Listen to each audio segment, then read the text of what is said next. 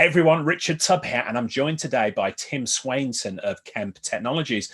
Now, Tim, Kemp are known now. You've got a really good reputation for load balancing technologies, but people don't think of you so much for the cybersecurity side of things. So tell us a little bit more about what Kemp are doing in the cybersecurity field.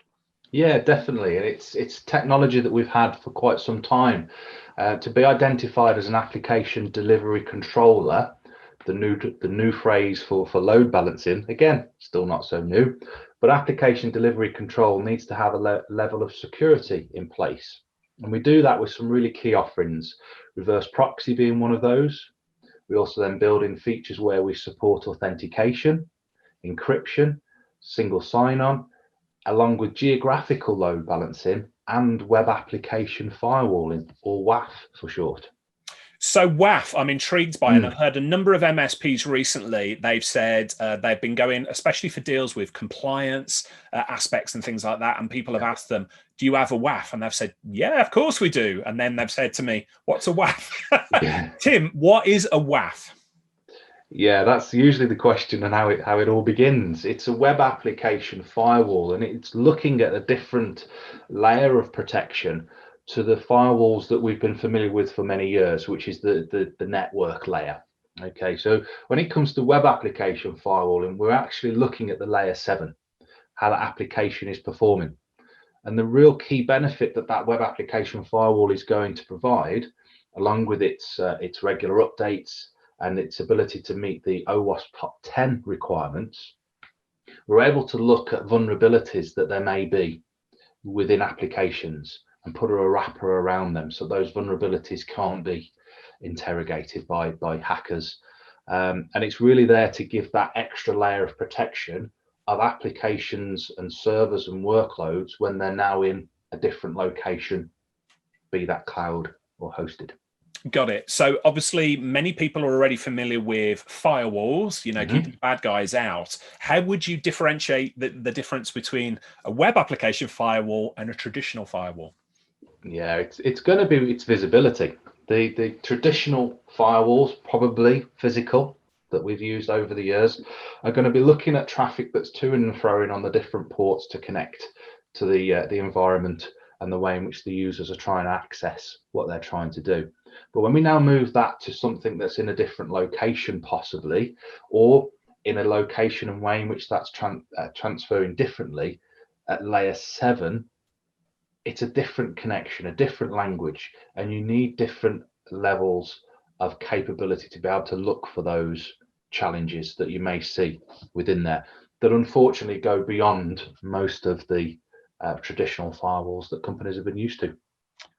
Now, I've been in the industry for a long time, and so WAF, web application firewall, was new to me. So I'm going to say up front, it's probably going to be new to lots of people who are watching this video as well. Yeah. You've explained what it is. When it comes to the implementation, the deployment of it, though, how who should be doing this, and how easy is it to implement?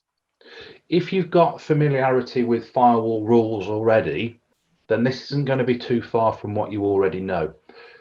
And again, if you use a tool like Kemp, we've built as many of the templates in as we possibly can. So we've got pre-built ciphers that can be put into place. We've got country of origin rules.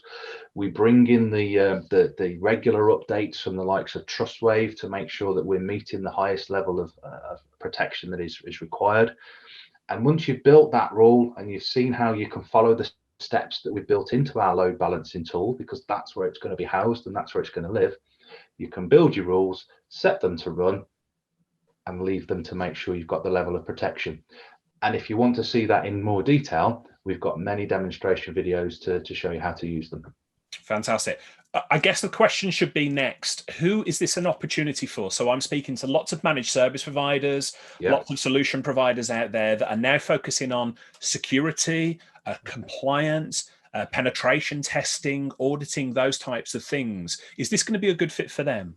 It certainly is, because it's usually the penetration test that first identifies a web application firewall isn't in place or is not up to scratch. So when those tests are being carried out, you'll soon identify whether or not a web application firewall is required. It's often the first checklist that is required in a security audit. Understood. Now, I know lots of people are going to be watching this video, and this is going to whet their appetite, and they're going to say, okay, I wasn't aware of this. I want to take a look more. What sort of resources have Kemp got available for people to learn more about this subject? Plenty of resource. Let's just share a quick couple of those straight away now to quickly identify where these might be. So if you head over first of all to our blog, you'll be able to see that we've got many blogs available, and one of those will actually be the Web Application Firewall Insight that's been written. Now, this has obviously been put together from our point of view as to how our web application firewalls are provided, how to build the rules, and also the important parts of what to do with the information that it collects, how those can be sent off to different tools to then use further for reporting and features. So if you've not seen our blogs before, please head over and take a look, and you'll be able to see the insights that we can provide. And then take a look at our documentation. Our wealth of documentation is available. You can head over to the Web Application Firewall and take a look then at the feature descriptions. And then once you're on that page, that will give you all of the setups, all of the details that you might require, and then further access to the feature documentation that we have.